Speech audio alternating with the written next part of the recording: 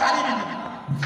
କୋଉ ବିଜ୍ଞାନ କୋଉ ଯନ୍ତ୍ର କେହି କାମ ଦେବେନି।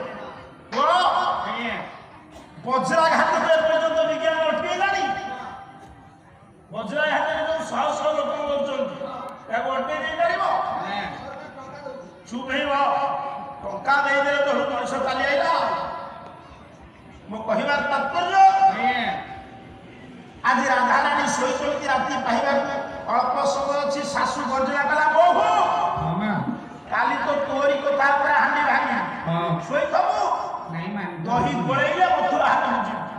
ଶାଶୁ କାଲି ଦିଏ ବୋହୂ ରାଧା ଦହି ଗୋଳେଇବା ପାଇଁ ଉଠିକିରି ମୁହଁ ଧୋଇ ହାଣ୍ଡିଟିଏ ବସେଇଲା। ତା ନାଁ ହଉଛି ଦେହୁର, ଯୋଉଥିରେ ଦହି ଗୋଳା ଗୋପାଳ ଘର ପାଖରେ ଖୁଆ ନାମକୁ ଧରିଲା। ଦହି ଢାଳି ନେଇ ଢାଳିଲେ ତାର ଗୋଳା ଦହି